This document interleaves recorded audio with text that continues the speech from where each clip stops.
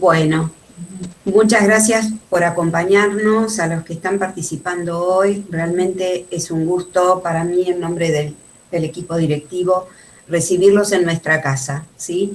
Les cuento que acá hay muchos que son alumnos, otros docentes, y también están participando personas de la comunidad interesadas en el tema de la charla del día de hoy y también quizás en conocer nuestra institución. Así que les agradezco muchísimo su participación en un día especial para nosotros, porque saben que hoy es el Día del Ceramista, así que este ciclo que fue pensado justamente para establecer vínculos entre los estudiantes, los docentes, la comunidad, allá en el 2020, cuando parecía que el tema de la comunicación y el contacto con otros estaba como difícil, ¿sí?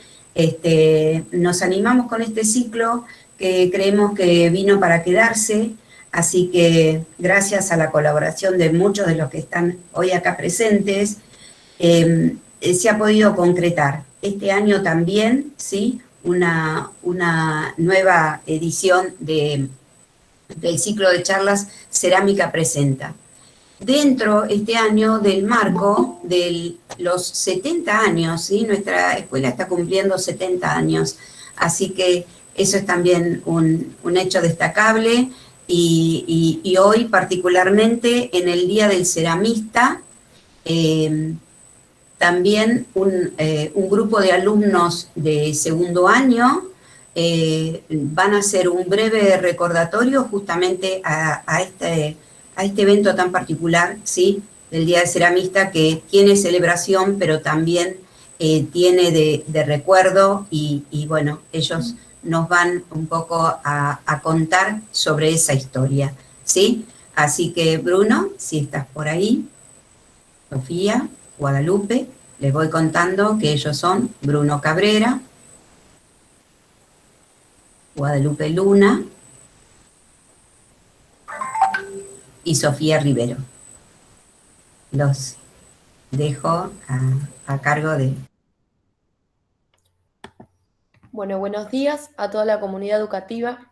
Nos encontramos aquí haciendo un recordatorio breve del Día del Ceramista. El 30 de octubre de 1950 se realizaron en todo el país asambleas democráticas y como resultado quedó instituido ese día como el Día del Trabajador Ceramista, cuyo objetivo fue rendir homenaje a los obreros ceramistas, luchadores y fundadores, quienes, convencidos de su propia autodefensa de las patronales, organizaron la Federación Obrera Ceramista. A su vez, homenajeamos a los trabajadores ceramistas en general y a los obreros de los SADUR en particular, secuestrados y desaparecidos por la dictadura militar. Pasaron varias semanas desde ese día, pero el recuerdo de esos compañeros y compañeras, a su lucha y a su compromiso, están más presentes y más vigentes que nunca. Los trabajadores ceramistas ejercían en condiciones completamente insalubres, con temperaturas mayores a 50 grados, que provocaban casos de esterilidad y enfermedades respiratorias agudas, porque las instalaciones no contaban con aspiradoras de polvillo de arcilla, etc. Hubo entre 15 y 20 desapariciones de trabajadores de los SADUR en noviembre de 1977 y de 5 a 10 personas desaparecidas de otras plantas de cerámica en el área por la misma fecha. Entre la noche del 2 y la madrugada del 3 de noviembre de 1977 se produce el secuestro de Felicidad Abadía Crespo y de Dominga Abadía Crespo. Hacemos mención de este caso particular, ya que es una manera de empatizar con su lucha y además con su vida. Las dos trabajaban en la fábrica Los Sadur cuando comenzó la dictadura. Una de ellas había nacido en España y la otra en Buenos Aires. Luego de que sus padres se vinieran por la miseria y la dictadura de Franco, las dos vivían en Derviso. Dominga había sido delegada antes del golpe y de la intervención militar a los adultos, y juntas habían participado de las luchas que se habían desarrollado en la cerámica los años previos al golpe. Más adelante, se supo que esas desapariciones fueron realizadas por operativos preparados directamente desde Campo de Mayo. Para finalizar, y a modo de reflexión, queremos mencionar que además de ser desaparecidos, eran padres, madres, hijos, hijas, amigos, etc. Personas con sus historias de vida que fueron arrebatadas al luchar por sus derechos. Queremos recordar a Sofía Tomasa Cardoso, Elba María Puente Campo, Ismael Notalito, Francisco Palavecino y Ramón Palo Villanueva. Todos ellos trabajadores de Porcelanas Los Adur.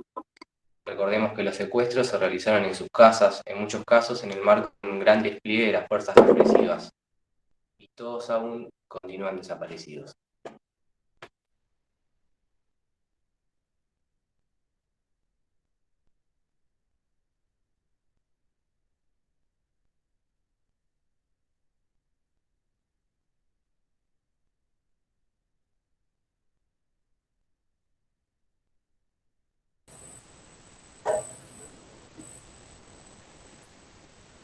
Bueno, agradecemos a los chicos este recordatorio, ¿no?, que nos ubica en una época y en un tiempo.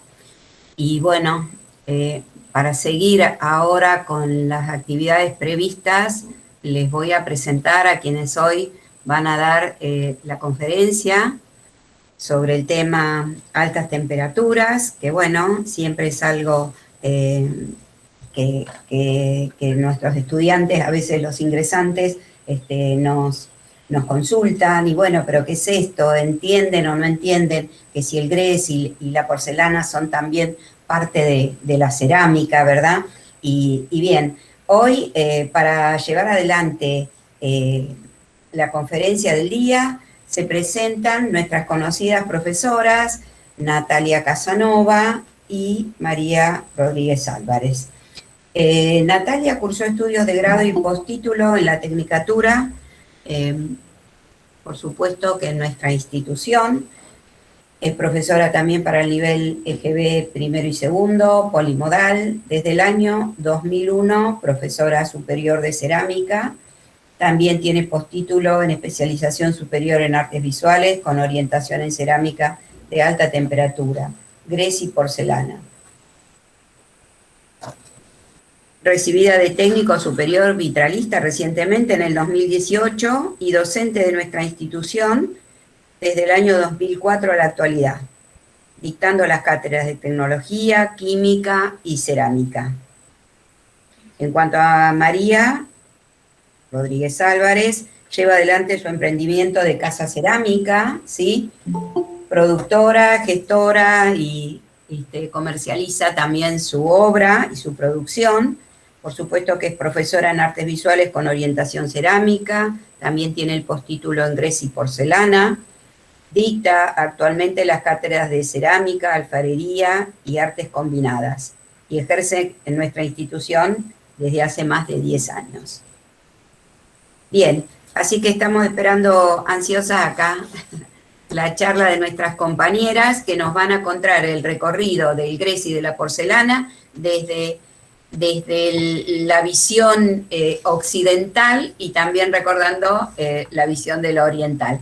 Así que acá las dejo con las profes de la casa. Gracias. Gracias, Anita. Bueno, primero, buen día para todos. Buen día, feliz día a todos. Feliz día. Los compañeros, colegas, con título, sin título, que veo que están acá presentes y que comparten esta profesión y este amor por el hacer cerámico. Bueno, vamos a empezar. La idea, compartí. Les voy a contar un poco la idea de la charla de hoy, cómo la fuimos organizando, y para poder hablar un poco de alta temperatura, tratamos de basarnos un poco en contenidos históricos de cómo es que llega a Occidente este concepto de la alta temperatura basado en la tradición oriental de la cerámica de Oriente. Y la idea también es poder hacer ir conectándolo con conceptos que nosotros trabajamos ya desde la alta temperatura, más técnicos, y estoy media, ahí arranco. Y poder relacionarlo a veces, este este momento histórico con conceptos que a veces manejamos dentro de lo que es la escuela, ¿sí? Para aquellos que no están en la escuela, poder familiarizarse o conocer esos conceptos, que están asociados más que nada a nombres tradicionales que a veces solemos nombrar en la alta temperatura, asociados con esmaltes orientales, pero que a veces no entendemos bien de dónde vienen esos conceptos o cómo es que se origina esa llegada de esos desarrollos, que después para nosotros son desarrollos técnicos, en las cátedras más que nada de química. Me parece que lo más apropiado es, primero, desarrollar un concepto más macro, que es qué entendemos por cerámica de alta temperatura, y aquí la profesora Casanova nos va a dar una aproximación para poder... ¿Qué entendemos por este tipo de cuerpos, no? Entonces, bueno, cuando hablamos de cerámica de alta temperatura, vamos a hablar puntualmente de dos tipos de objetos que están relacionados al grés y a la porcelana en cuanto a tipos de bizcocho.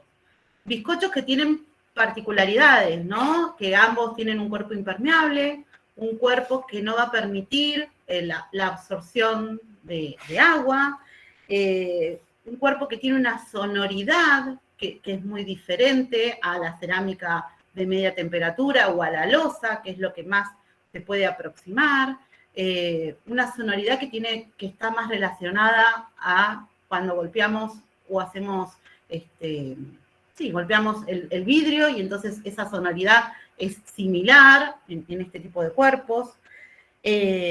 Bizcochos que tienen una resistencia mecánica mucho mayor a la de los otros objetos. Esta resistencia que le va a dar una dureza diferente a estos cuerpos, pensando en que cada uno tiene particularidades, ¿no? Que no son tan iguales estos dos tipos de materiales, pero bueno, que comparten muchas condiciones que son iguales en cuanto a esto de la dureza, en cuanto a esto de la impermeabilidad.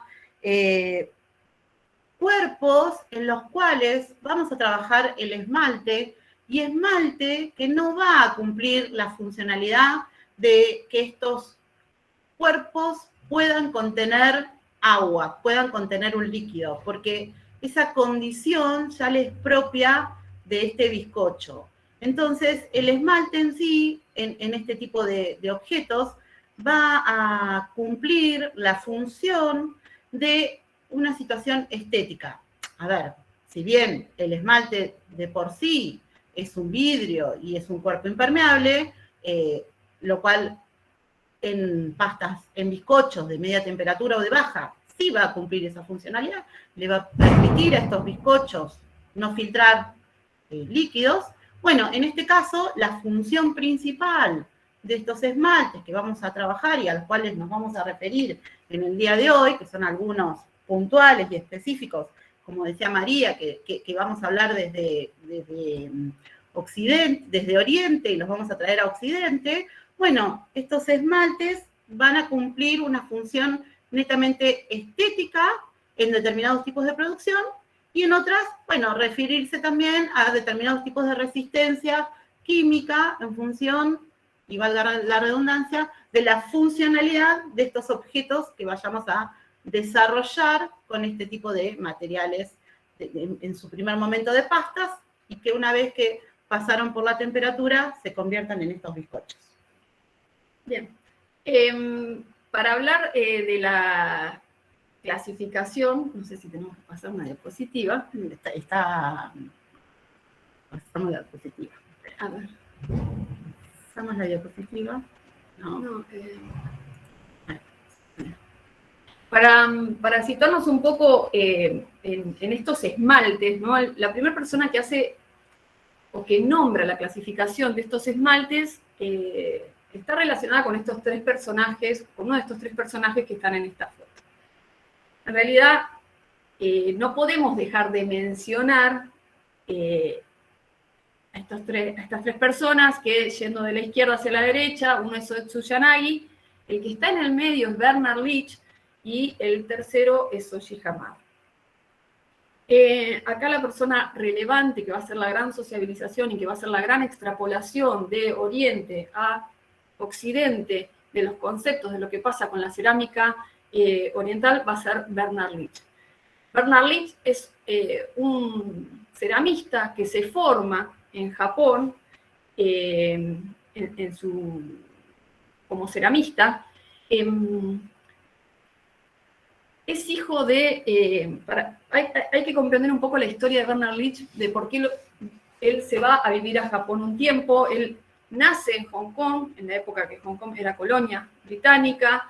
Cuando la madre muere al nacer y es criado en sus primeros años por sus abuelos maternos, que eran misioneros en Japón. El padre estaba en una buena posición económica, lo manda a estudiar a Inglaterra para que se forme. El padre de él era banquero, abogado de la colonia, estaba en una muy buena posición económica. La intención del padre era formarlo en que sea banquero. El padre fallece prontamente y él lo que decide es dedicarse a estudiar arte. Estudia en Inglaterra, se forma como grabador, y como grabador, después de casarse, se va a vivir en 1909 a Japón. Que es un momento muy importante de Japón, porque haciendo 30 años que había abierto sus puertas al mundo, se encuentra con el personaje de la izquierda, que es un filósofo, que es Soetsu Yanagi, ¿sí? Un filósofo especializado en publicaciones artísticas, ¿sí? Y en conjunto comienzan a desarrollar lo que va a ser el movimiento Mingei, que es un movimiento muy fuerte en Japón, ¿sí?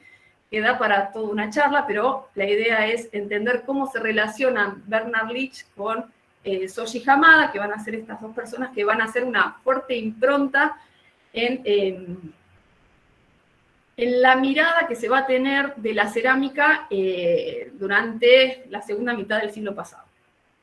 El movimiento Mingei la palabra Mingei es un apócope de arte popular, ¿sí?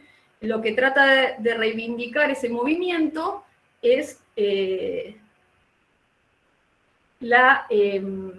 los artesanos desconocidos que, cuando Japón abre sus puertas, hay una gran pérdida identitaria cultural en Japón, ¿no? Por la importación y de las culturas, sobre todo norteamericanas.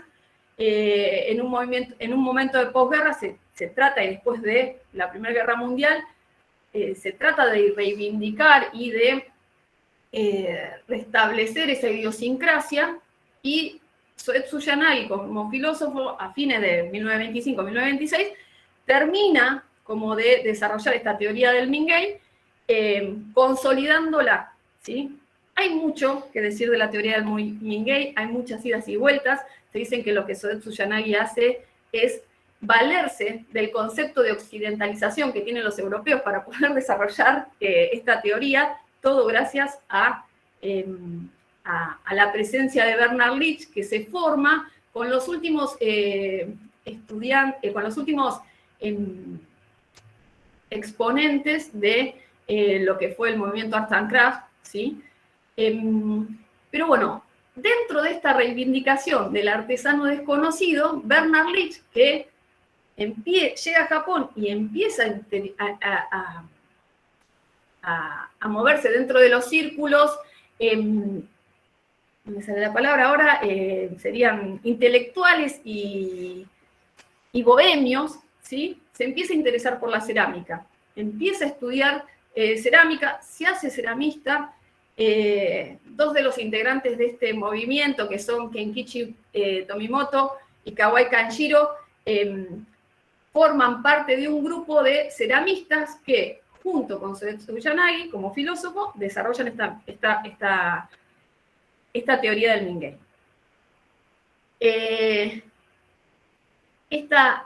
Esta mirada y esta búsqueda de los artesanos desconocidos, que eran reconocidos en piezas que se encontraban por todos lados, en 1917, en 1918, en pleno apogeo de esta teoría, se encuentran con Shoji Hamada, un ceramista, artista desconocido, que después lo llevaron a una fama mundial, que dejó de ser desconocido y digamos, como que contrarresta lo que es la idea de la teoría, y pasa a ser el ejemplo de este artesano desconocido.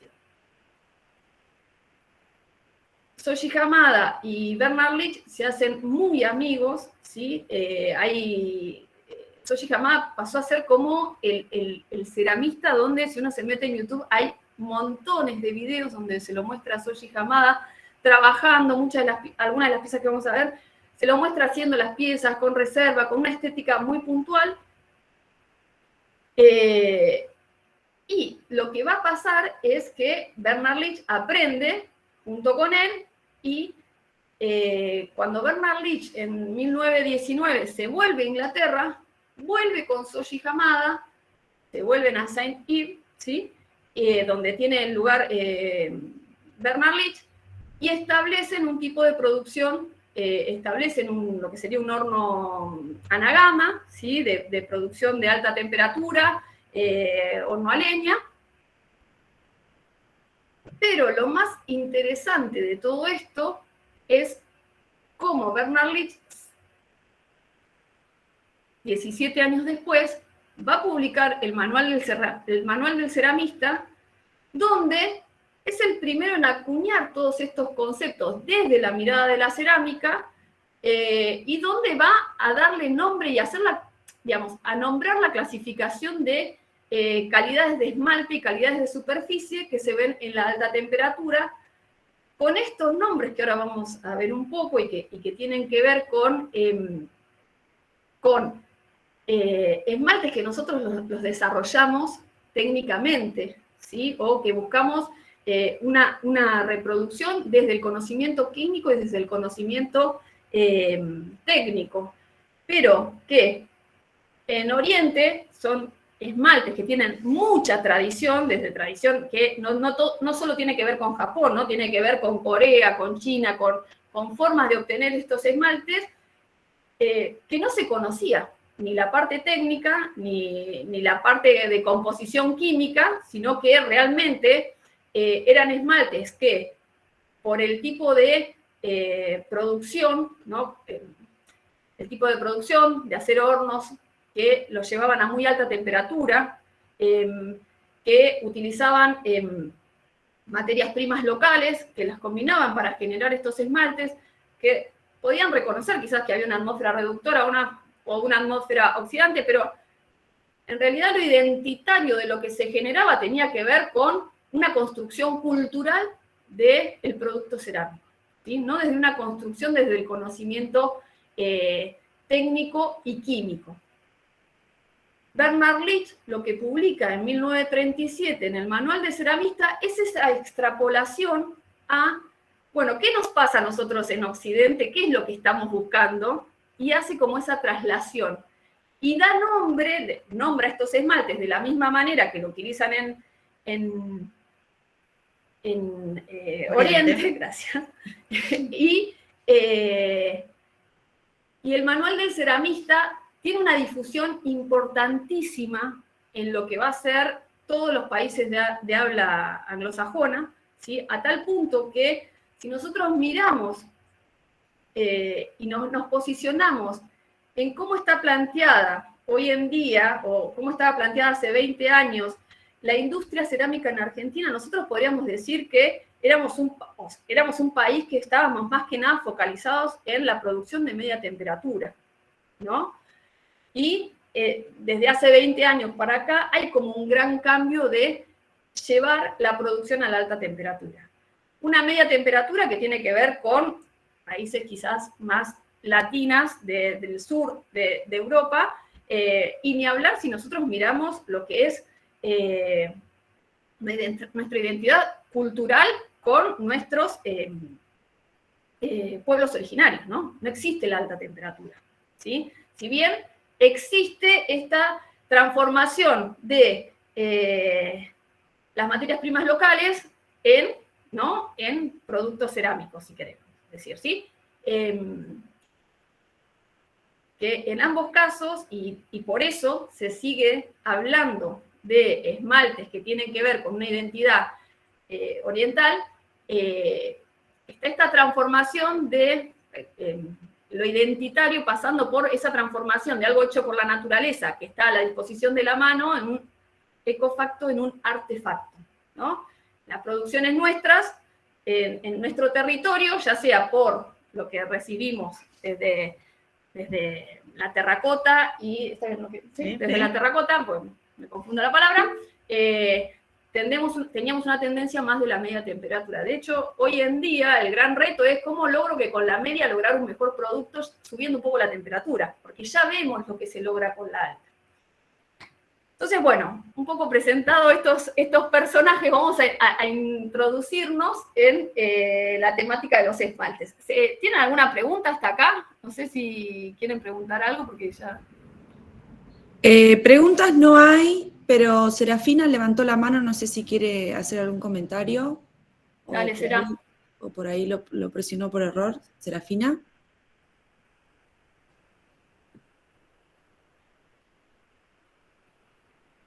Sera, habilita el micrófono. Está silenciada, Serafina.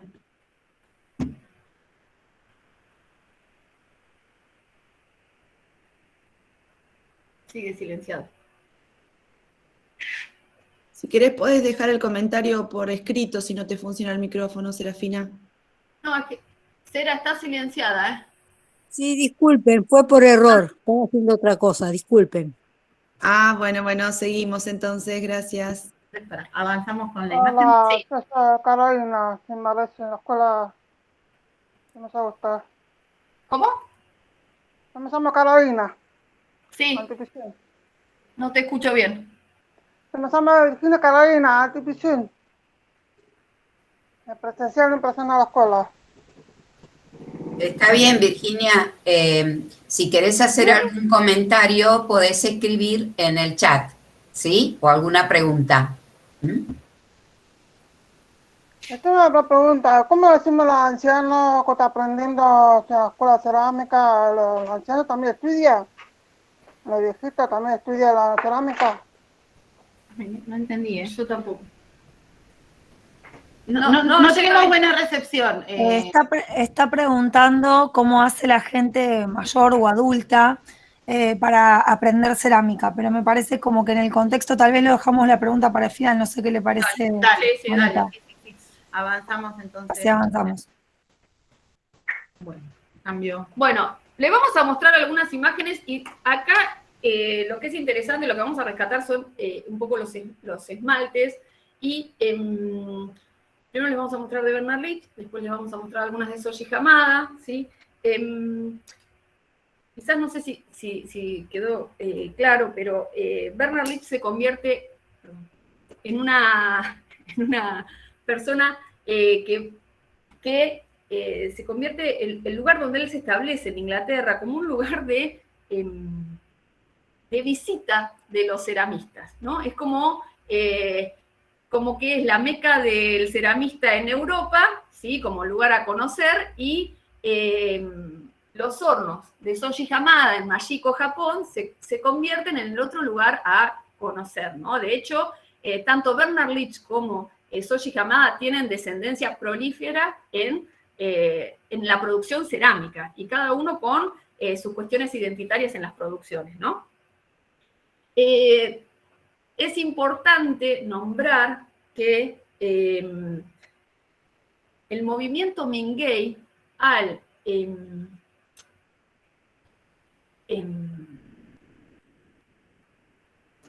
¿cómo se dice? Se me fue la palabra. Al reivindicar a los artesanos desconocidos, el artesano desconocido era el productor de objetos utilitarios. Y el movimiento Mingei, en ese mirar la producción del artesano desconocido, no buscaba la producción perfecta, ¿no? Buscaba la impronta que ciertos artesanos o que el artesano dejaba, ¿no? En esa imperfección de la producción que queda con marcas como diferenciando y haciendo hincapié en separar a la producción mecánica de la producción artesanal, poniéndole valor a estos pequeños detalles que quedan en las producciones manuales, donde no queda todo perfecto, claro, de líneas puras, sino todo lo contrario, ¿no?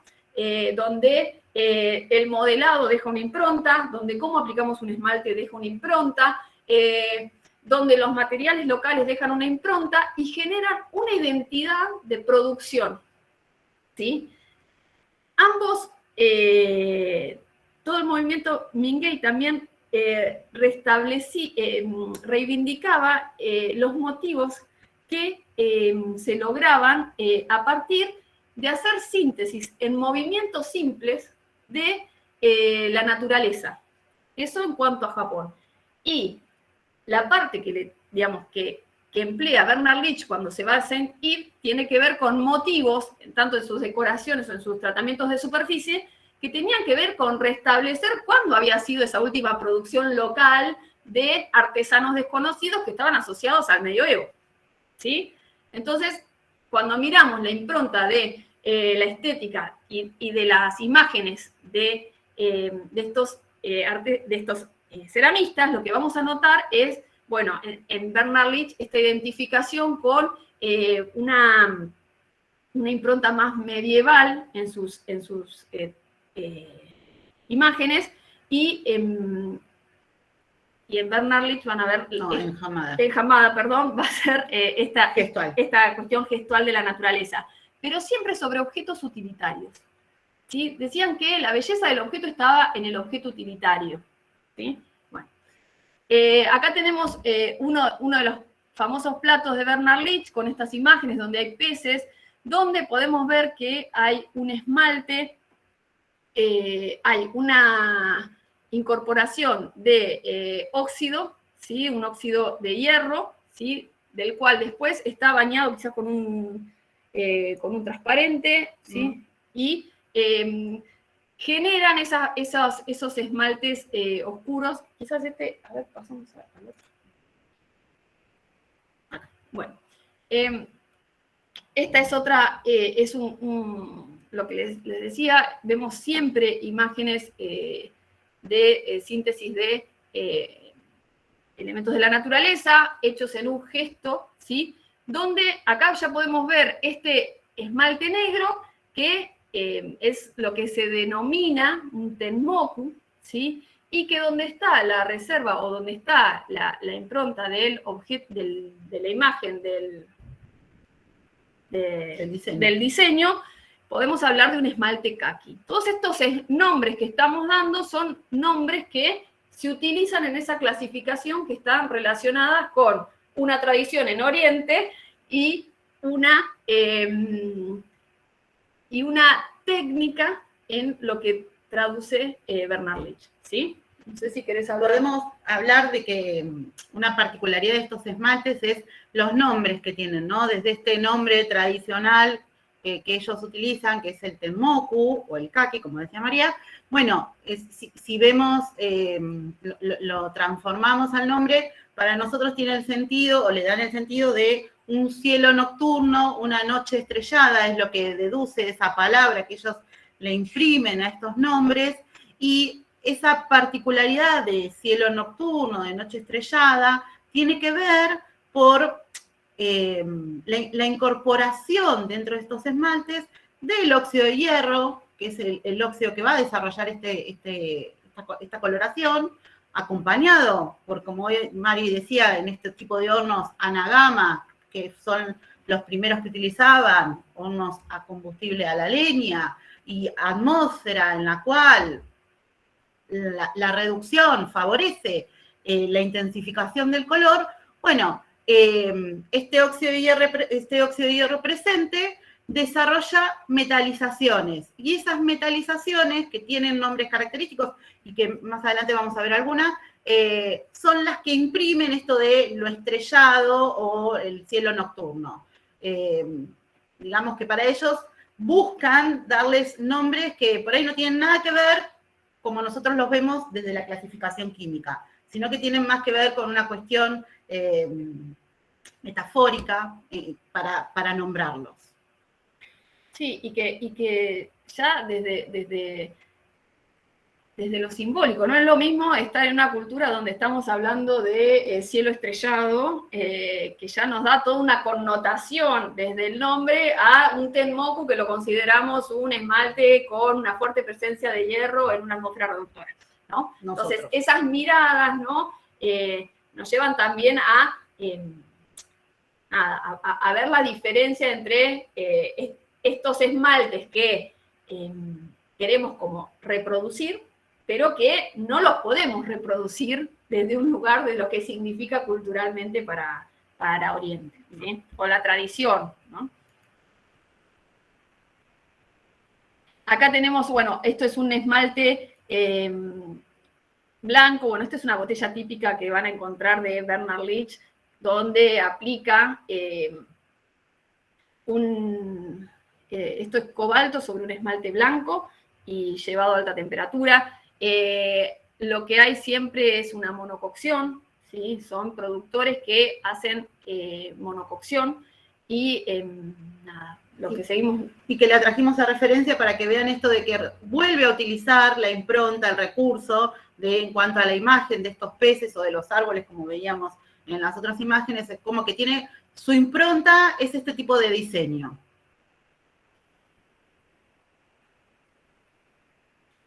Bueno, y acá se presenta también nuevamente un fondo, es una botella. Esto, lo que es interesante de estas formas es que estos ceramistas eran alfareros, ¿sí?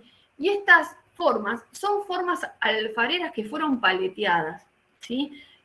Paleteadas no quizás como nosotros consideramos que le damos, sino que son utilizadas y van siendo aplanadas, y generando esa transformación a esta botella plana, ¿sí? que ya no tiene una forma circular, ¿sí? A través de un paleteo o un golpe de ir achatando, ¿sí? Pero son piezas alfareras, y eso es lo rico, lo vemos en la base y lo vemos en la boca, ¿sí? ¿Qué pasa con estos esmaltes? Acá tenemos un esmalte, hay un celadón acá, sí. Hay un celadón en la parte que se ve celestita, ¿sí? Incipiente. Lo característico de estos esmaltes, que es interesante ver, son esmaltes que trabajan, que siempre están trabajando, ¿no? Nosotros cuando trabajamos en media sabemos que lo que ponemos va a salir en el mismo lugar. Lo que nos pasa con la alta es que siempre hay una sorpresa por parte del horno, y en este caso, esta lavada en las aristas típica, ¿sí? Pasa en la alta temperatura. Acá algo que se puede ver en esta imagen es en la parte inferior, por lo general se deja un borde sin esmaltar. Acá lo que podemos ver es que el cuerpo de la pieza es blanco, ¿sí? Podríamos hablar que quizás es una porcelana, ¿sí? Y bueno, los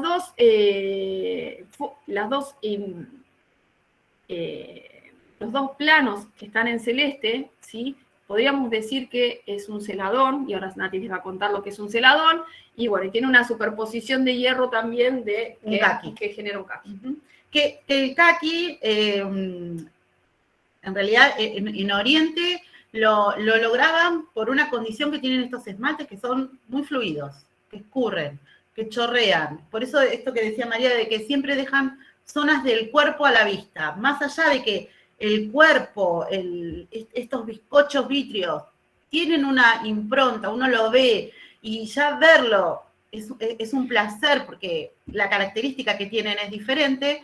El recurso era también dejar este cuerpo a la vista por esto de la fluidez de los esmaltes, de lo que escurren. Entonces, el esmalte no se queda quieto, sino la temperatura hace que ese esmalte se mueva, y que chorree, y que fluya, y que llegue a la base de nuestros objetos. Y un recurso que es muy utilizado en esto es la superposición. Por eso vemos acá en todas estas imágenes la superposición. Y la no regularidad, ¿no es cierto? Esto de la impronta, de cómo está aplicado, que quede, no es perfecto, pero esa no perfección es lo que le da la riqueza a este tipo de imágenes que vemos en el desarrollo de estos diseños que van utilizando.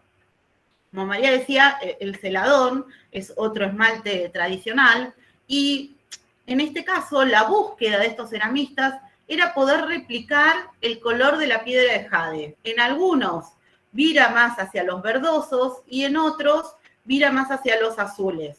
Que también podemos hablar de que en este desarrollo de color de los azules vamos a hablar del claro de luna y lo vamos a desarrollar un poquito más adelante con más puntualidad. Bueno, y el kaki, como les decía, podía producirse por esto del escurrimiento del tenmoku, donde queda la zona lavada, donde queda menos carga de material, se va a desarrollar este esmalte. En este caso es la diferencia de carga lo que hace que el color se desarrolle. Más allá de que lo podríamos lograr, si nosotros queremos, buscándolo a través de la inclusión del óxido de hierro en porcentajes diferentes a los del tenmoku. Perdón, chicas, voy a hacer ahí alguna preguntita que está acá como rondando, ¿no? Con respecto a estas piezas que vimos. Si Leach trató de reproducir la forma de hornear de los orientales o incluyó la electricidad, no sé si tienen datos al respecto, o bueno, ¿qué pasó con eso, no? O con las atmósferas, digamos. Algunos de los que estamos acá, por ahí están entendiendo más o menos, por ahí sí lo podemos bajar a una comprensión un poquito más general, ¿sí? Bueno, bien. Los hornos que usaba Soji Hamada eran a leña, ¿no? Todos los ceramistas en esa época utilizaban mucho horno a leña, ¿sí? Cuando Bernard Leach se vuelve en 1919 a Inglaterra, él se va con Soji Hamada y lo que hacen es una reproducción de un horno a leña de la forma del Anagama, ¿no? Anagama como un horno de una cámara de combustión importante, ¿sí? De gran dimensión, pero una sola cámara de combustión, ¿sí? A leña, y siguió horneando y quemando a leña, ¿sí? Cuando nosotros hablamos de estos hornos, Soji Hamada tenía un horno, o tiene, en realidad en Mashiko, que fue uno de los lugares donde, ¿se acuerdan cuando fue el terremoto? Afectó los hornos de Soji Hamada. Tenía hornos noborigami, es decir, ¿no? Hornos que tienen multiplicidad de cámaras, ¿sí? Que tienen una inclinación, una pendiente, una pendiente, ¿sí? Y que son hornos que se queman a leña. Esa inclinación está dada porque estos hornos están construidos en las laderas de las montañas, que tiene que ver con el relieve que tienen en los lugares. Entonces, eso lo que permite también es, bueno, cómo favorece, ¿no? Para por ahí decirlo sencillo, el recorrido del aire caliente que va desde la zona de fuego, ¿no? Que en los hornos de una cámara hay una sola zona de fuego, pero en estos hornos donde aparece la multiplicidad de cámaras, aparecen también zonas secundarias de donde se va a ir alimentando, ¿no? ¿Para qué? Para unificar el calor que va a haber dentro del horno. Bueno, esta inclinación lo que permite es la distribución y el recorrido que va a hacer este calor dentro hasta llegar a la última bóveda donde se encuentra la chimenea, por donde va a salir y va a haber la circulación de este aire caliente. Tanto Soji Hamada como Bernard Leach, por el lugar que empiezan a tomar y ocupar, y digamos que hoy en retrospectiva lo vemos históricamente, ellos fueron ceramistas que fueron muy prolíferos en su producción. Soji Hamada llenaba el horno, tenía asistentes. Hay una anécdota que ahora les voy a contar un poquito más adelante, donde toda esta filosofía que atraviesa, ¿no? a la cultura japonesa se ve en una entrevista que tiene Soji Hamada con un periodista. Pero lo vemos capaz que cuando mostramos los platos de Soji Hamada. Ahí va. Al ser tan prolíferos, uno piensa, ¿no? Claro, tenés que llenar un horno que capaz que tiene 30 metros de largo, o 10 metros, poneme 10 metros, no sé cuánto miden los de Soji Hamada, pero tenés que llenar 10 metros cúbicos de piezas cerámicas, ¿no? Bueno, la cuestión es que lo llenaban. Y Soji Hamada tenía 3 hornos, ¿sí? En su taller. Acá vemos volvemos a ver estas piezas que son piezas, estas ya son de Shoji Hamada. Podemos ver bueno, esto es un esmalte kaki, ¿sí? Donde se lava en las aristas, donde vemos que la parte que está hecha la figura, ¿sí? Son figuras gestuales hechas a mano alzada, ¿sí? En la que está sobre la izquierda podemos ver unas, como si fueran unos pastos típicos, como si nosotros dibujáramos colas de zorro, claro, acá a mano alzada, ¿sí? Pero uno dice a mano alzada, ¿no? Y a veces estaban horas practicando para que esa gestualidad quedara plasmada en la pieza. Acá está plasmada con una reserva, ¿sí? Y lo que va a hacer esa reserva es que no va a tomar el esmalte, ¿sí? Fíjense que la pieza está esmaltada dejando casi 1 centímetro abajo sin esmalte por si el esmalte escurre.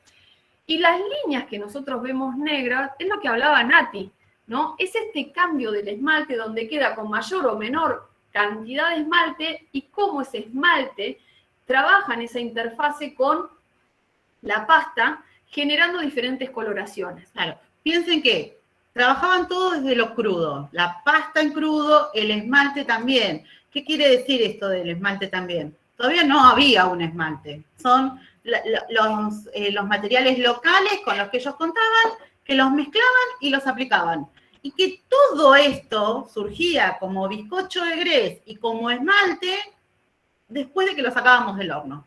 Que al no pasar, hasta no pasar por esa temperatura, no se produjo el proceso cerámico. Y en ese pasar y en esta combinación que se va a ir haciendo y en las diferencias de carga y en las diferencias de atmósfera, que era hoy lo que planteaba Ana que revisáramos, bueno, todo eso hace que esto cambie y que en la misma combinación, porque tenemos un recipiente con estos materiales que combinamos, que mezclamos y que vamos a aplicar, con las distintas quemas, con la distinta transformación que hacemos a través de la reducción, que es, bueno, restar oxígeno dentro de esta bóveda para que haya un cambio de color, aparecen los mismos materiales siempre diferentes. Y esta transformación de que los esmaltes siempre salgan diferentes es la riqueza de ellos, ¿no? A ver, todos los que estamos acostumbrados a trabajar o a ver esmaltes de media temperatura es, voy, compro un esmalte y sé que lo que compro lo aplico y me va a salir igual.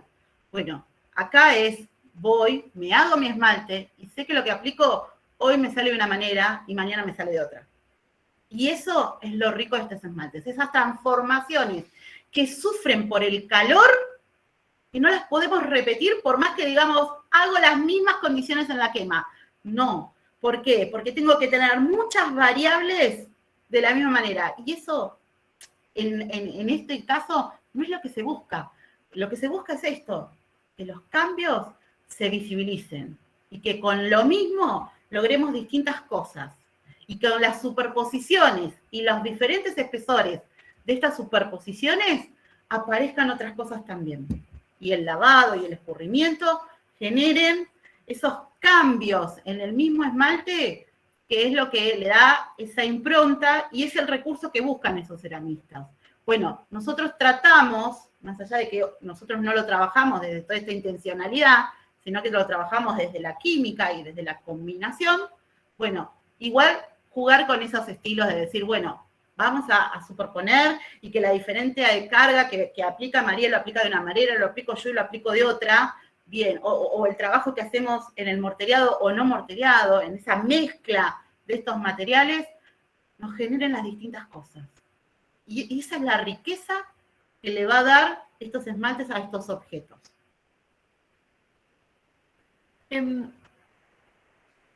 Cuando y avanzo porque un dato, tiene que ver con lo mismo. Un dato interesante con Shoji Hamada y que lo cuenta también, lo cuentan en el prólogo del libro de Bernard Leach, es que Shoji Hamada iba a ser ceramista, ¿no? Y él es uno de los primeros ceramistas que estudia en una institución cerámica, ¿no? En ese momento Japón tenía, y esto que reivindica el Nikkei está más asociado con esta mirada del artesano desconocido, cuando se aprendía el oficio de ceramista, se aprendía porque eran tomados como aprendices en talleres de ceramistas. Y Soji Hamada iba a ser tomado como ceramista, como aprendiz en un taller, y decidió irse a estudiar, que ahí es donde se conoce con Kawai Kanjiro.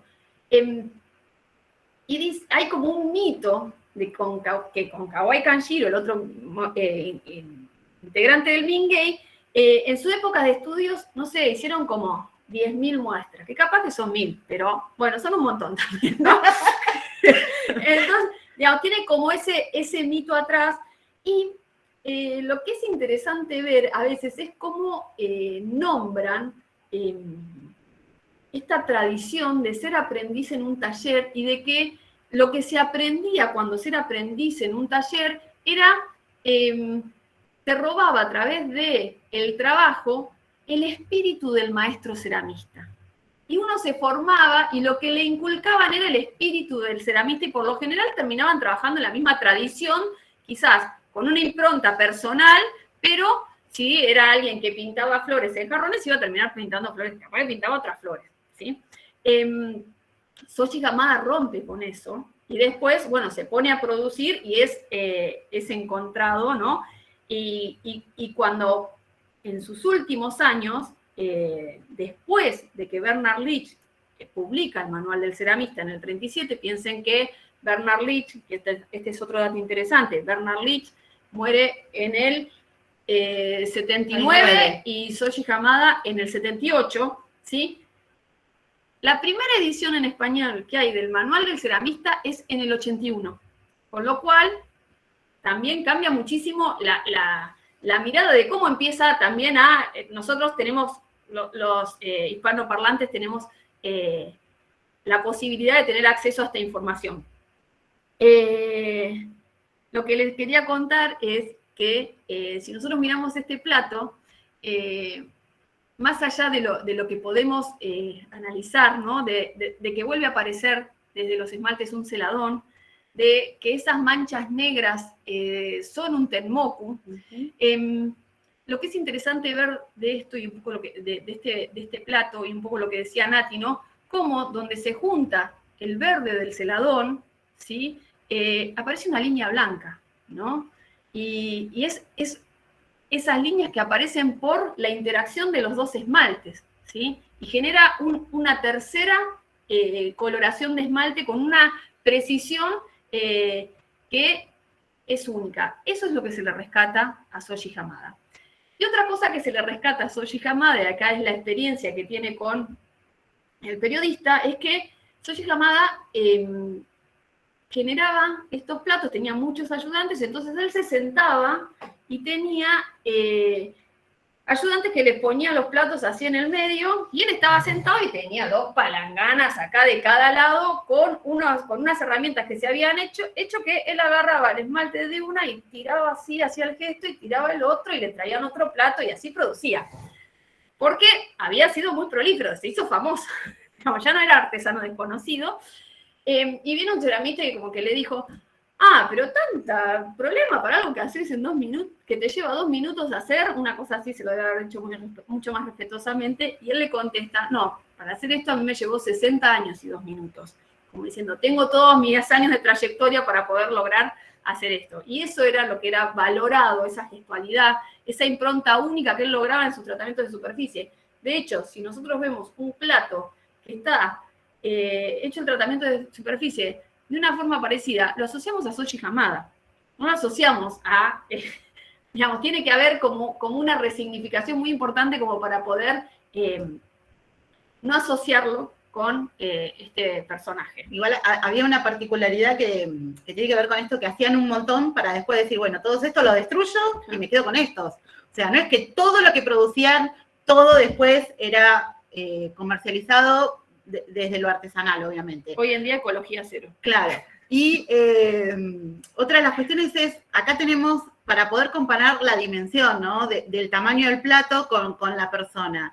Y piensen esto, ¿no? Hablábamos de que son objetos utilitarios. Ahora, este plato utilitario es como una dimensión no acorde para la utilidad, ¿no? Sino que tiene que ver con esto.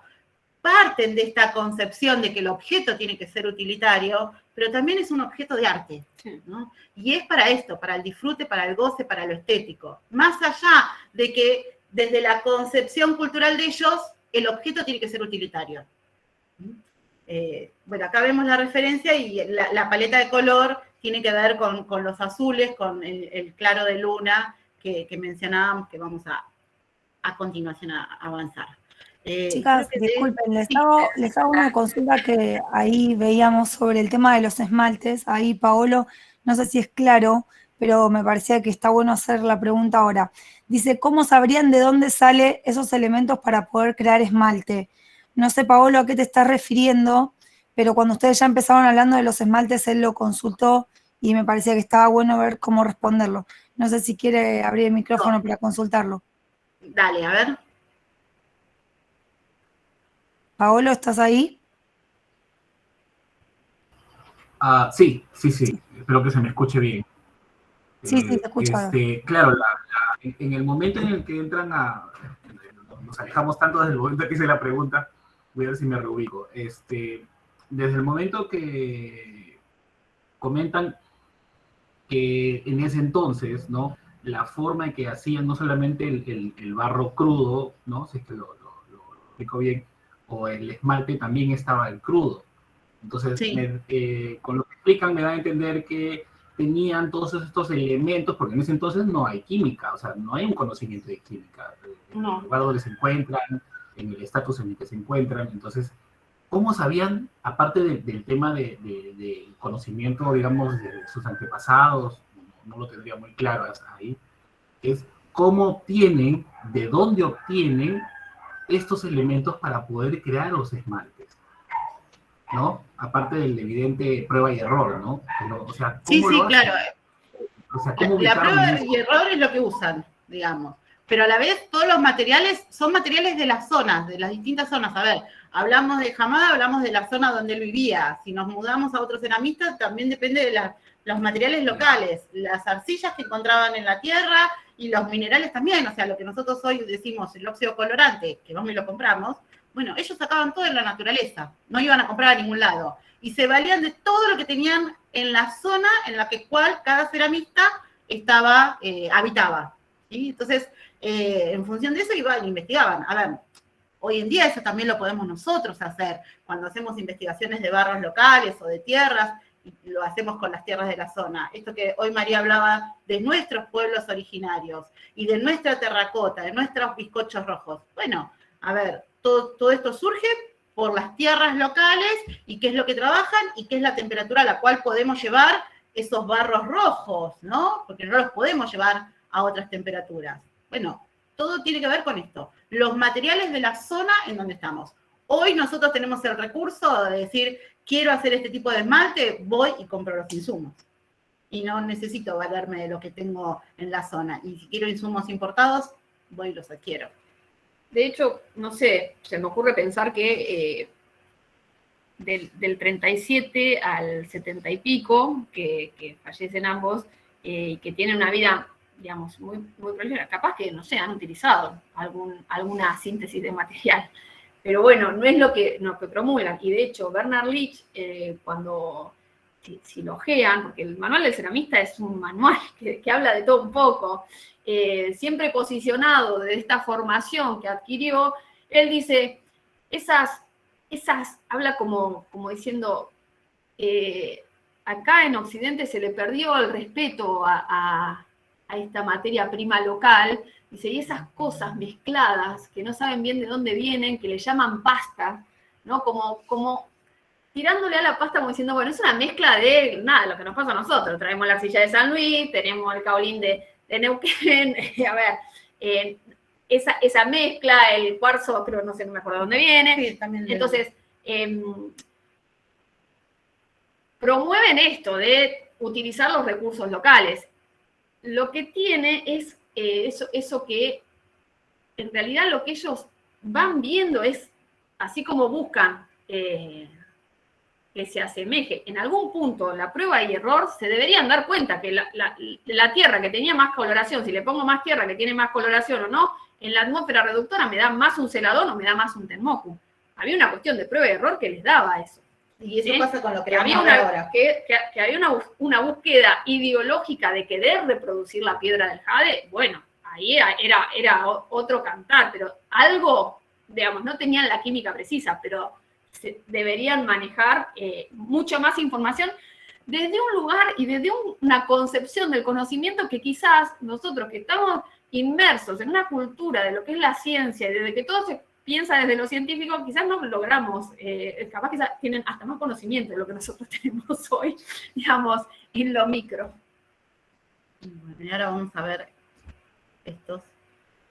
las dos imágenes que vamos a ir para que las vean a las dos. Y ahora nos quedamos en esta que es la de Hamada.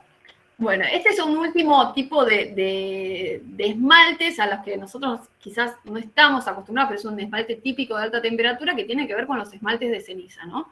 Y las características y las improntas que tienen los esmaltes de ceniza, ¿no? Con esas chorreaduras, si quieren, que tienen nombres específicos que se llaman caminos de lombriz, que ahora Nati les va a desarrollar bien. Y que esto tiene que ver un poco por ahí con lo que preguntaba Pablo, ¿no? En esto de decir, bueno, a ver, estos esmaltes, ¿por qué surgen? No porque los pensaron. Aparecieron por el azar. ¿Y por qué aparecieron por el azar? Porque al principio no sabían qué era lo que los desarrollaba. Con el tiempo fueron dándose cuenta. Bueno, estos esmaltes de ceniza tiene que ver porque esto que les decíamos al principio, los hornos se queman con el combustible que es la leña. Y la leña, cuando se quema, genera este residuo que es la ceniza. Y esta ceniza, que es tan volátil, tan liviana, se introduce en las cámaras de este horno y se apoya sobre cualquier lado, sobre la pieza, sobre el horno, sobre la placa, donde quiere quedarse, se queda. Y al apoyarse, ese material que es la ceniza, que si queremos saber bien qué es lo que tiene, la mandamos a hacer un análisis. Y si no, nos quedamos con esto de, bueno, vamos a verla, utilizándola y ver qué es lo que nos devuelve la magia del fuego, del calor, y cómo se comporta. Bueno, esa ceniza que se deposita sobre la pieza se relaciona en esta interfase que antes hablaba María, que estos productos de alta tienen una interfase tan grande, una vinculación, para aclarar esto de la interfase, tan profunda entre los materiales del esmalte, que van a formar este esmalte, y los materiales de la pasta, del bizcocho que se va a generar, esa relación es que esta ceniza, que quizás viene cargada de materiales que va a desarrollar este esmalte de lo fundente, bueno, todo el vidrio que necesita se lo da la pasta, se lo da el bizcocho.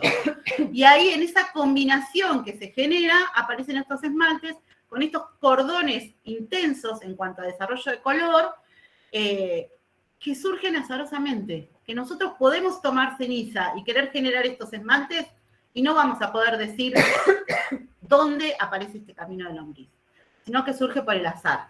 Entonces, al principio, ellos visibilizaban este vidriado que aparece y que puede tener color o no en función de la ceniza, y que luego ellos empiezan a, cuando se dan cuenta que es este material el que lo empieza a generar, bueno, a desarrollar color a través de este vidriado también, ¿no? Entonces acá pusimos a modo de referencia esta vasija que es de Hamada y esta otra que es de Leach.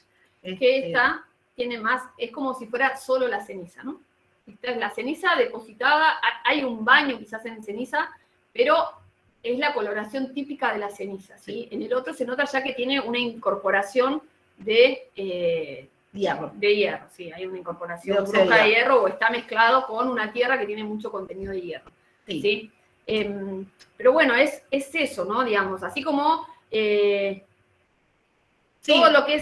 todo lo que es un poco para hacer un paralelismo, la función del plomo para lograr, o lo que fue el descubrimiento del plomo para lograr vidriados en la media, que después lleva todo el desarrollo de lo que es la investigación de Seger, para que no nos muramos de saturnismo, yo creo que acá el esmalte fue un resultado azaroso, ¿no? Circulaba la ceniza, veían, era, digamos, el principio de observación, ¿no? De observar, de ver qué pasa con los resultados y de ir en busca de, esa pasión que te lleva, que nos pasa a todos, estamos haciendo algo, uy, mira, me salió esto, uy, ahí va. Y ahí empezás a investigar un poco, ¿Por qué ¿no? pasó? Y bueno, uno lo vuelve a repetir, ¿no? Para ver si es por esto, por lo otro, por aquello, si fue la quema, si fue lo que usamos. Bueno, volvemos a repetirlo una y otra vez para ver qué fue lo que lo detonó, para después ya poder manejarlo un poco mejor y resolverlo y que nos aparezca, ¿no? Aunque sea así desde el azar, ¿no? El camino del lombriz que lo genera la ceniza y que no podemos decir dónde y cómo se va a desarrollar y qué tan grueso y qué tan oscuro, pero bueno, que nos aparezca, que brinde ese efecto que es tan característico y que se manifiesta a través de este material.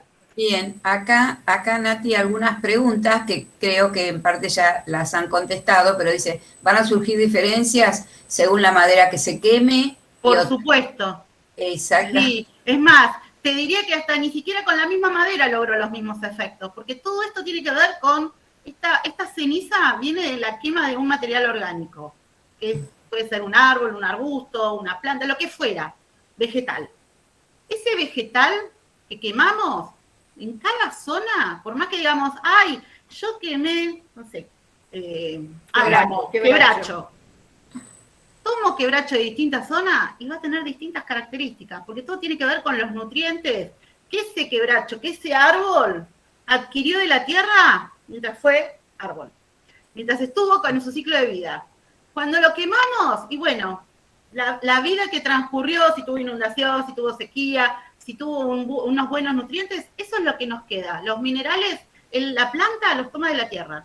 Y cuando tenemos el residuo, y bueno, esos minerales que quedaron es porque es lo que se alimentó esta planta durante su ciclo de vida.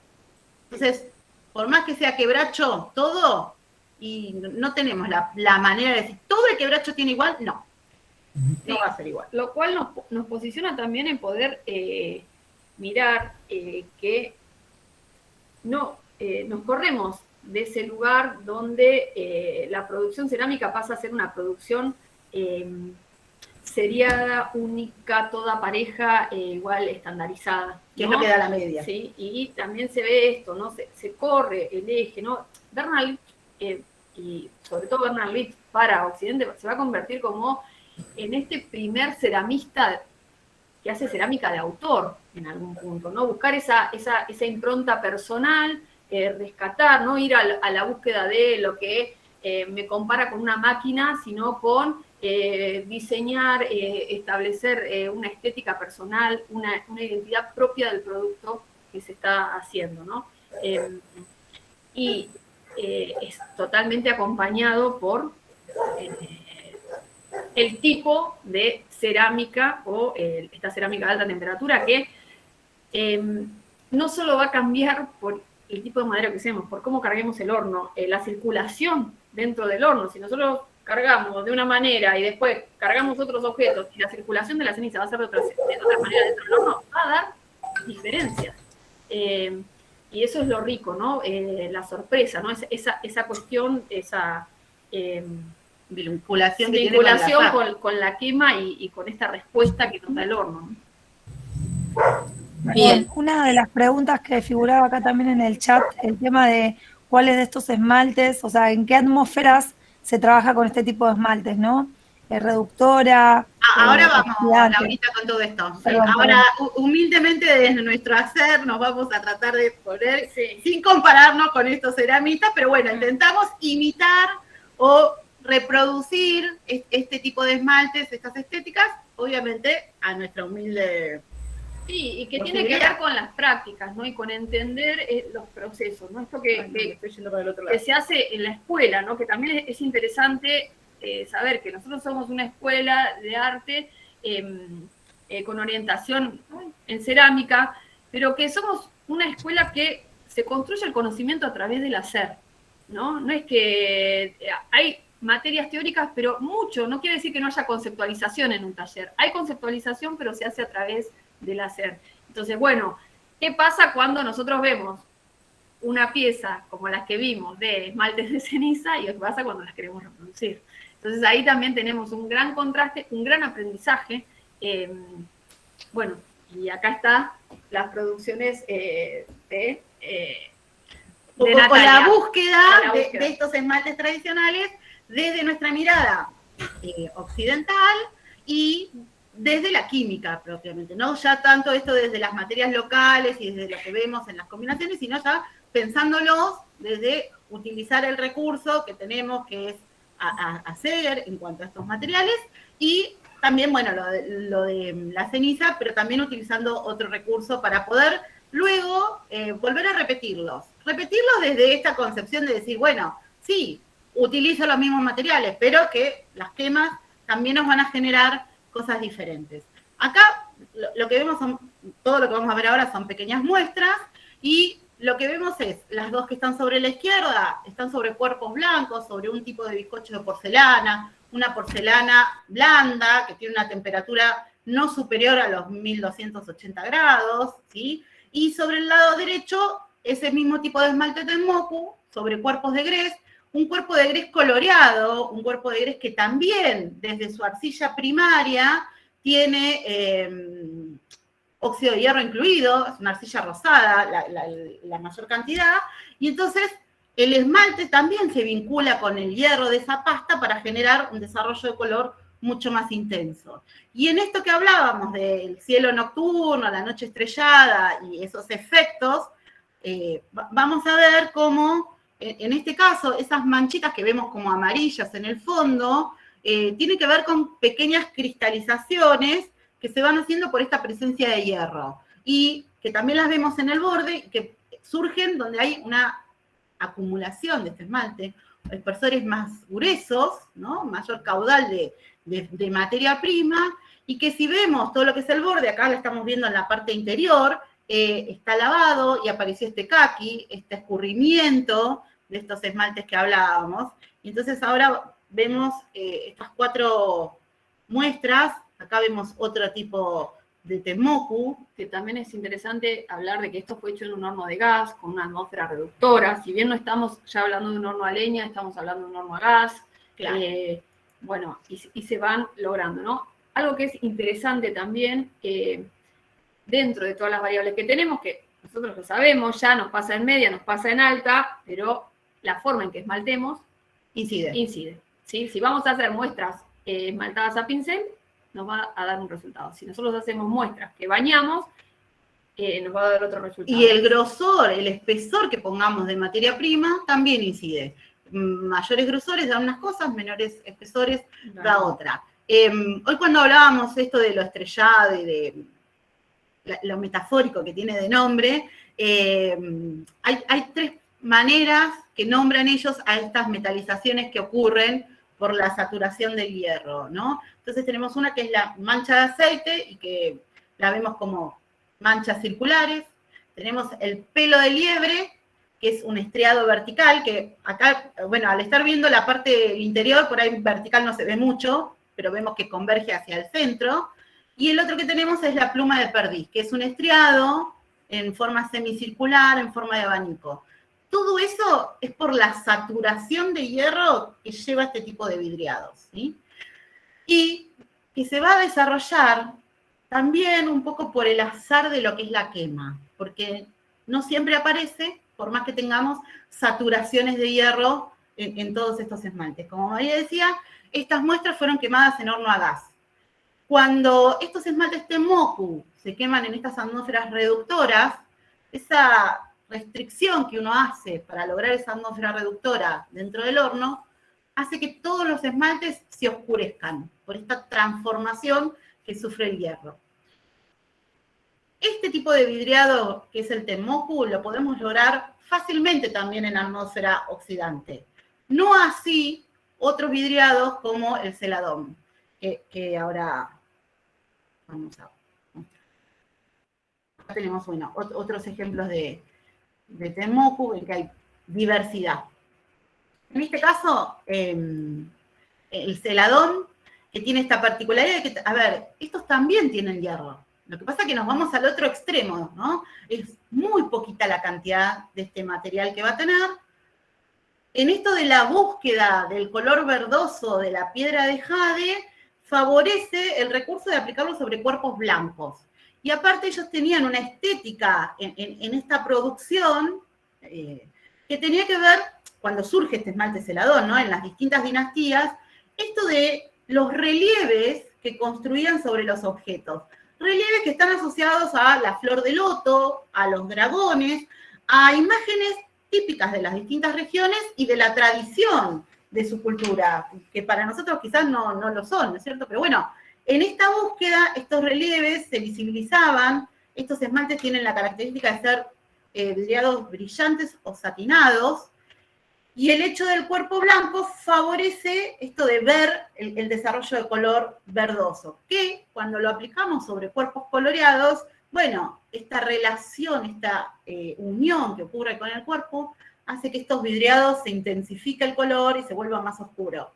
Entonces ahí este juego estético que favorece los cuerpos blancos. Ellos, en estos cuerpos blancos, uno puede utilizar las dos cosas, ¿no? Podemos utilizar un grés blanco como una porcelana. Todo va a depender del horno que tengamos y a la temperatura que podamos llevar ese horno. Pero sí, para este tipo de vidriados necesitamos la reducción. Por lo tanto, horno a gas, horno a leña, pero no horno eléctrico.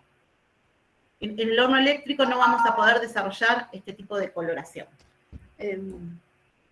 Avanzamos viendo otros ejemplos, otras pequeñas muestras.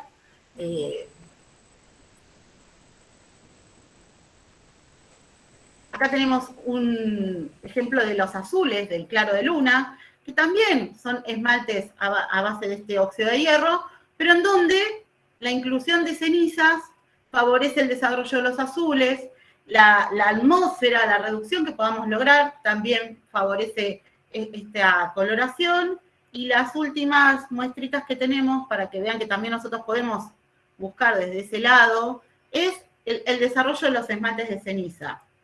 Esmaltes de ceniza que nosotros para lograrlos, en vez de buscar esto del azar, de la combinación de los materiales, bueno, nos basamos de este recurso, de este diagrama, en la cual las combinaciones de los materiales las hacemos a través de porcentaje. Y acá, en este ejemplo, lo que visibilizamos es materias primas puras, que nosotros conseguimos, la ceniza, el caolín, el feldespato, en combinación por porcentaje, y que de aquí extraje algunas esmaltes, que hablamos de esmalte base, porque no hay desarrollo de color, y que podemos, y fíjense acá en este ejemplo, en este tablero, en el cual las columnas marcan las mismas bases, las filas marcan el mismo color, y todo esto están desarrollados con óxido de hierro y algún opacificante que es el titanio. Solamente esas dos posibilidades en distintos porcentajes nos brindan esta amplia paleta de posibilidades combinatorias. Y en las tres filas que están sobre la derecha, ahí podemos distinguir la mayor presencia de ceniza y esto del surgimiento de este camino de lombriz con más intensidad, porque donde hay presencia de colorante se vuelve más oscuro y lo podemos ir visibilizando mucho más. Bueno, y eso es todo por hoy. Sí, mucho más, pero bueno, recortamos. Sí, no, la idea fue poder mostrar un poco que todas estas experiencias que se terminan haciendo en un tercer año de química tienen un contexto mucho más amplio, que a veces las carreras no permiten abordar todo, porque se reafirma esto de construir desde el hacer y desde plasmar y a partir de lo que vamos haciendo ir generando nuestro propio registro de hacia dónde queremos ir. Es vasta la historia de la cerámica. Es interesante también ver que Japón tiene una tradición marcada por la figura masculina, que no nos pasa a nosotros quizás en nuestra tradición más andina. A mí me tocó preguntar a ver si había alguna mujer en algún momento que estuviera a cargo de horno, y es como que es una figura, es como un rol masculino dentro de la cultura oriental. Bueno, no sé si hay alguna pregunta. Sí, acá Analía Baños. Ana, si querés, activa tu micrófono, tiene preguntas. No se te Analía. escucha todavía, Anita. No.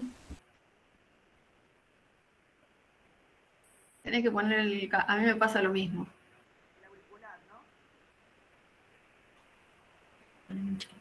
Vengo eso con la tutora. Perdón. ¿Ahí Muy se me escucha? interesante. A ver. ¿Se me escucha ahí? Ahí Dale, sí, dale. sí. Ah, no, no es una pregunta, era como algo que se me vino cuando hablaban, en realidad se me vino como esta práctica, algo así como la poesía japonesa, como los haikus, ¿no? Como Sí. que fuera un haiku japonés esta práctica. Cuando nombraban el cielo nocturno, el claro de luna, la noche estrellada, la pluma de la perdiz, Sí. la flor de loto y el azar también, ¿no? Sí. Y me hice así como una chusmeteada cortita, que si me permiten es muy poquito, y me pareció como todo esto como una analogía muy concreta de los haiku, de la poesía japonesa, ¿no? Inclusive esto de que de ciertas arquitecturas del horno, que es la pendiente de la arquitectura del horno tenía que ver, era el cuerpo de la montaña, ¿no? Como esa inclinación misma. Y lo que me hice un chusmeo es que dice que el haiku no puede ser definido solamente como un poema de 3 versos, de 5 o 7 sílabas, sino dice que expresa fielmente la ware, esa conmoción profunda que el autor sintió al estar ante la presencia de un suceso, un instante en contacto con la naturaleza, mostrando el mundo, pero sin aparecer en él. Me pareció como muy claro eso del ser y en la naturaleza, ¿no? Me pareció como esto, ¿no? Como si bien tiene su función utilitaria, pero como un texto altamente poético, eso me pareció, como un haiku, nada más, eso solo quería decir. Qué lindo tu aporte, Ana, qué poético, ¿no? Bueno, acá hay también otros comentarios. Hernán Filippi rescata también de nuestros pueblos originarios, tienen una vasta experiencia en todo lo que tiene que ver con la producción cerámica. La quema natural, dice, es la más explorada por ellos y lamentablemente quedan pocos registros, salvo la experiencia de generación en generación. Bueno, justamente acá María tiene su experiencia, ¿no?, en la cerámica de los pueblos originarios, así que sí, todos los pueblos han mostrado su saber, digamos, y se han contactado con la tierra, ¿no?, en distintas culturas, todas ellas. No sé, sí, lamentablemente se si cortó querés la tradición, ¿no? Sí, es lo que decimos. Igualmente se están documentando, me parece, en la actualidad, se está abriendo esa mirada, ¿no? Así como en algún momento decimos estos personajes como Licho o como Hamada nos abren en Occidente esa mirada oriental que rescata la poesía, que rescata el contacto de lo vivencial con el objeto de arte, ¿verdad? ¿Qué es lo que decimos? No, quiero que me tengas ahí, ¿sí? No que esté allá en el museo, quiero que me bebas, que me utilices, ¿no? Y cómo eso también tiene que ver con tener esa vajilla de autor para tomar tu té, para compartir, ¿no? Bien, acá hay otros comentarios. Chicos, levanten la mano los que quieran participar, que estamos como en los últimos minutitos. A ver, Hernán quiere decir algo. Hernán levantó la mano. Sí, con respecto a lo que hablaba, a lo que ponía sobre los pueblos originarios, me parece que nos corresponde a nosotros poder rescatar eso. O sea, no hay otra manera de hacerlo. Ellos lo hicieron durante muchos años, pero nuestra cultura los borró de un plumazo. De un plumazo del planeta, de la Tierra, de los territorios que tenían, de un montón de cuestiones. Y me parece que hay que volver a esta cuestión porque entiendo que hay un montón de cultura dando vuelta en el mundo y hay muchos antecedentes, pero también hay muchos antecedentes en nuestro país de muchos pueblos originarios que actualmente producen cerámica a un nivel increíble desde el punto de vista no solamente técnico, sino también desde el punto de vista de significado, ¿no? Tratando de rescatar todo lo que está dando vuelta y todo lo que ellos quieren de alguna manera transmitir de generación en generación, y me parece que es un poco esa vuelta a la identidad lo que hay que terminar de registrar y de rescatar, porque tenemos ese problema, y es interno de todos nosotros, ¿no? El tema del originario. No terminamos de reconocer que son pueblos que estuvieron siempre en estos territorios. No, sí, eso sí, totalmente de acuerdo. El tema es que acá, a ver, la charla estaba posicionada desde la alta temperatura. Entonces es como de dónde nos viene toda esta búsqueda y, a ver, sí, hay que hacer, me parece, yo estoy totalmente de acuerdo con vos, hay un registro también, es verdad que la mirada está muy puesta desde lo que realizan los arqueólogos, que está buenísimo el laburo que realizan, pero los pueblos originarios están tratando de rescatarse ellos mismos de la mirada del otro que los rescató. Digamos. No, sí, además, ojo, que a mí me pareció, yo vengo de otro rubro, soy diseñador industrial, no vengo del rubro de la cerámica específicamente, pero me pareció muy interesante todo lo que mostraron vinculado también a estas personas que hicieron toda una experiencia exploratoria, generando un montón de situaciones vinculadas a las prácticas y a los procesos que después quedan finalmente en el tiempo y todos pueden ser rescatados. Y me refiero a que se pueden rescatar procesos técnicos y procesos químicos, pero se pueden también llevar a la identidad argentina. ¿Se entiende lo que digo, no? Se puede rescatar todo eso que está fantástico y tratar de traducirlo a una situación más nacional, más del territorio, más del paisaje, más de lo nuestro.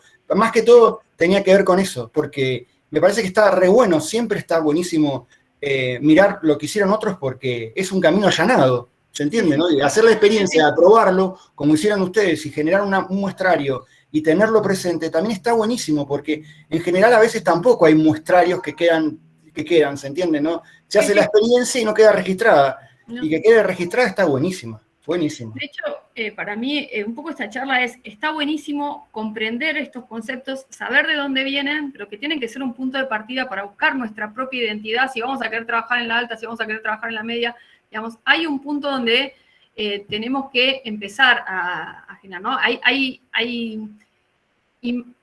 improntas o formas de trabajar los esmaltes que son como característicos, como que gustan, que a veces termina siendo una reproducción. A mí misma me pasa, ¿no? Y hay cosas que venden más que otras, que te pasa, digamos, cuando vas al nordeste también te pasa lo mismo. Dicen, bueno, yo lo que vendo es la impronta de la imagen típica y quizás no hay tanto desarrollo o lo que más se ve es lo más comercial y no la búsqueda de una identidad actual, ¿no? Claro, sí. Contemporáneo, o sea. Y me parece que eso es lo que hay que proponerse, ver la posibilidad de en qué temperatura quiero trabajar, de materiales, de todo, y ahí encontrar la propia identidad, que creo que está pasando, creo que en estos momentos la cerámica está teniendo un alto impacto productivo de talleres locales produciendo, de gente buscando cerámica, de inculcar esto digamos, un poco de luchar desde las producciones locales y microemprendimientos contra la invasión, ahora sí, oriental también, que no deja de pasar, la tasa 350 mangos y la trajeron de China. No sabe cómo hacer ahí. Nada, son las controversias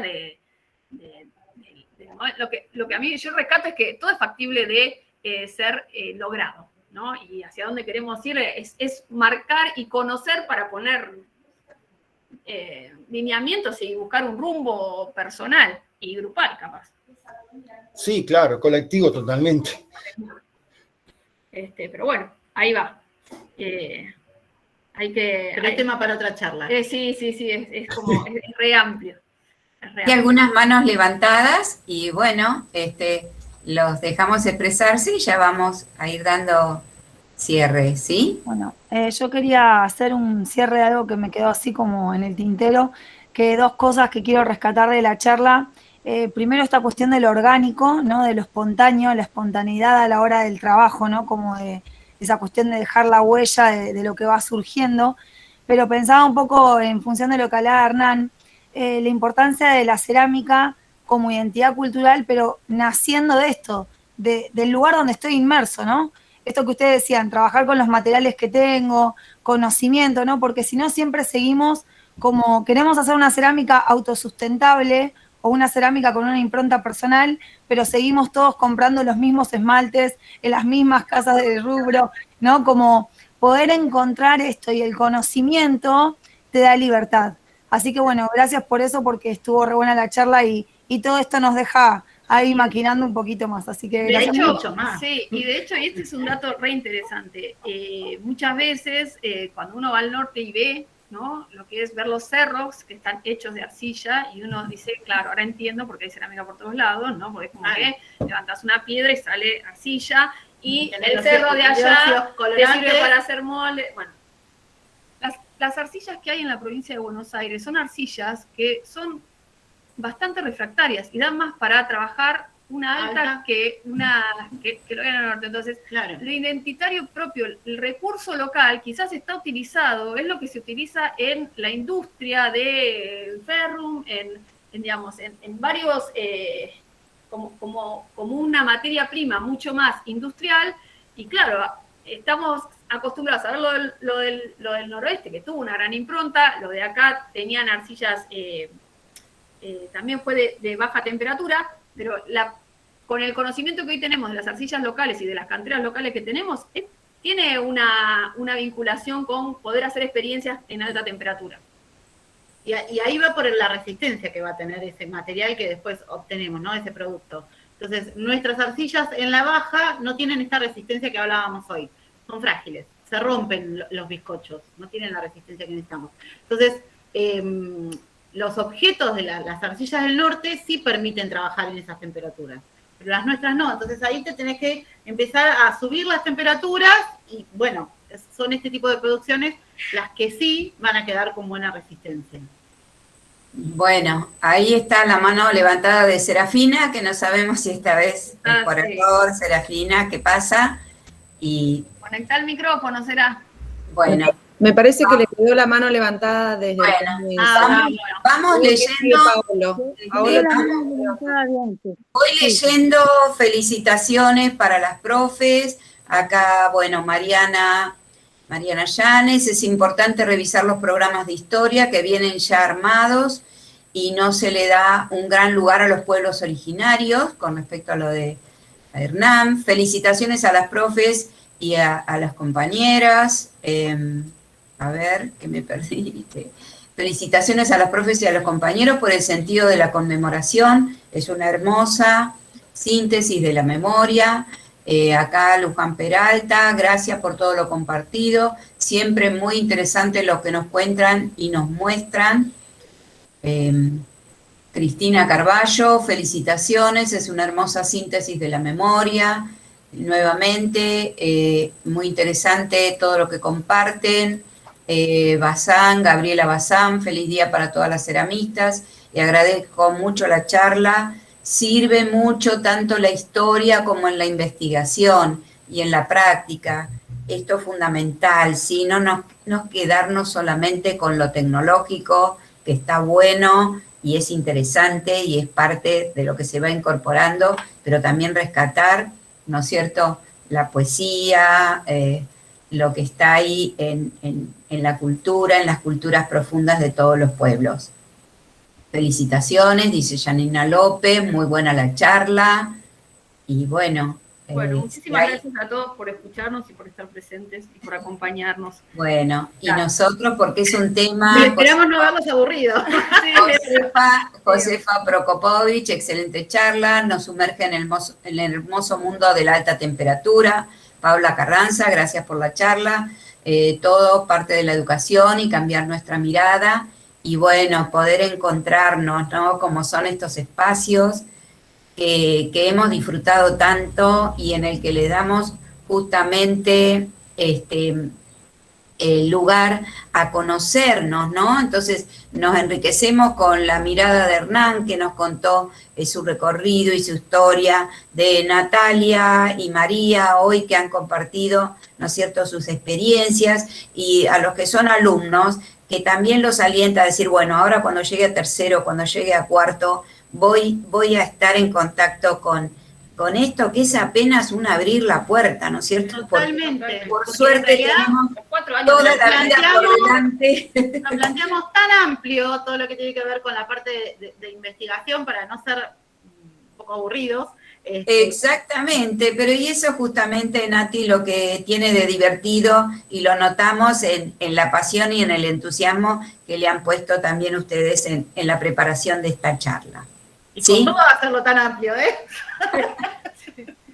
Había que juntar.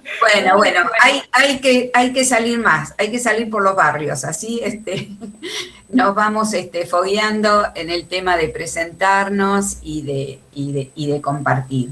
Felicitaciones, dice Analía Lozano, también Ibarra, María Ibarra, infinitas gracias, feliz días, ¿sí? Hay una página que dice, Laurita, si querés decirnos, y ahora si las chicas dejan de compartir... Me preguntaban por el manual del ceramista, si se puede acceder a alguna página de la escuela para quienes no son alumnos de la escuela y están dentro de la charla y están interesados en acceder a lo del manual y a la biblioteca, si hay alguna forma o algún link o algo que... Sí, desde la página de la escuela pueden entrar a la biblioteca. Exactamente. Y Bueno, ahí dejamos... está el manual del ceramista de Lich digitalizado. Perfecto. Digitalizado, perfecto, que te lo podés cargar en un PDF, ¿sí? Bueno, entonces para Paolo, que lo estaba preguntando, eso, que se meta en la página de la escuela, a ver si la encuentro y la comparto en el link. Y también hay un Classroom, para los que son alumnos, hay un Classroom, ¿sí? Donde pueden acceder directamente, solicitar el material. Ana, el manual es un manual, no es que va a ir directo a la alta, es un manual que habla de todo, incluso de la filosofía que él plantea. Por eso es interesante, escrito en el 37. No es un libro técnico nada más.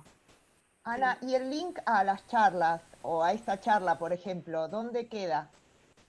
¿Queda la grabación en algún lado? Sí, queda la grabación, lo sube biblioteca, lo sube al canal de YouTube de la escuela y también quedan en la página, ¿sí? Buenísimo. Todas disponibles. Buenísimo. Para el cierre, y antes de darle un gran aplauso a las chicas, que lo vamos a hacer ahora porque abrimos nuestros micrófonos y les damos, pero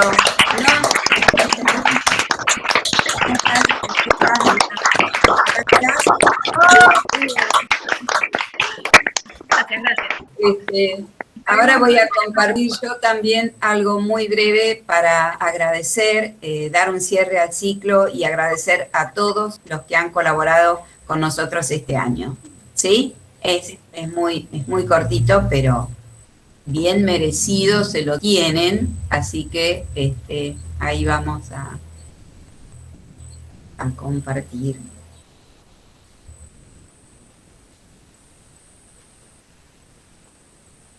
Vamos a ver si me sale. ¿Se ve? Ustedes ahora me tienen que decir ustedes a mí. Sí, se ve, Anita. Sí, se ve. Bueno, nada, un poco ir recordando quiénes nos han acompañado. De paso, hay muchos que son de la institución y nos conocemos en este encuentro, pero hay personas de la comunidad que quizás estén interesados en conocer nuestra escuela, en saber que ahora el 1 de noviembre se abre un ingreso a las carreras, así que están invitados a visitar la página y bueno, también a pasar por nuestra institución. Y acá Cerámica Presenta agradece a todos los que han decidido apoyar este proyecto desde distintos lugares, dando las charlas, acompañando, ¿sí? Porque saben que necesitamos el asistente que nos va pasando, por ejemplo, la página mientras esperamos, el que está leyendo los chats, los profes que han tenido que organizar su conferencia, nuestros alumnos, nos han acompañado desde el principio de ciclo, Sabrina y Ágata, Joan Panicelo, que han dado unas charlas muy interesantes, también Iván Terida, también nuestro conocido Matías Martín y Joana Sarmiento, que nos llevaron por el camino de la integración, ¿sí? Y también de cómo incluir en las muestras accesibles, ¿sí? Algo muy interesante, también cómo Erika López nos llevó a valorar el patrimonio de nuestro edificio, ¿no? Este lugar que resulta tan entrañable para todos los que estamos acá, los recién llegados que no se quieren ir y los que estamos hace mucho tiempo dando vuelta por ese patio. Hernán, que nos compartió todo su saber con las experiencias de los pueblos originarios, ¿sí? Y bueno, las chicas con las que hemos dado finalización al ciclo. Colaboraron muchísimo Erika López, Laurita Gagliotti, Jimena Parisi, Andrea Brunotti con sus transmisiones, Gastón Andreata, ¿sí? Presentando, Blanca Mattioli muchas veces en transmisión, y Blanquita es la que sube todas las charlas grabadas también a los archivos de biblioteca, ¿sí? Para aquellos que quieran acceder a tanto material tan interesante. Mariana Llanes también presentando y acompañando, Mariano Martínez también como presentador, asistente, Agustín Gamero en todo lo que es también la difusión, ¿sí? A veces transmisión, cuando se ha podido hacer la transmisión en vivo.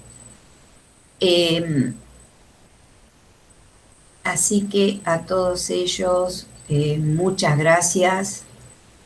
Gracias a todos por la colaboración, el esfuerzo y el compromiso en la realización de este ciclo de charlas. Sabemos que a veces tenemos algunas dificultades técnicas, sí, pero bueno, han sido superadas, estamos y seguimos aprendiendo. Así que, ¿qué nos queda? El agradecimiento a todos los colaboradores. Por supuesto, más allá de los que han participado puntualmente de este ciclo, quiero tener un reconocimiento especial hoy para nuestros estudiantes que estuvieron a cargo del recordatorio del Día del Ceramista, y también a alguien que participó y que ha tenido una acción muy destacada durante este año, que es Marina Grigera, ¿sí? Que puntualmente participó en la misma charla que Matías Martín, ¿sí? Y que ayer dieron lugar a la inauguración de este mural accesible en la biblioteca Leopoldo Lugones, ¿sí? Que también son estas acciones que visibilizan a la escuela como parte de la comunidad.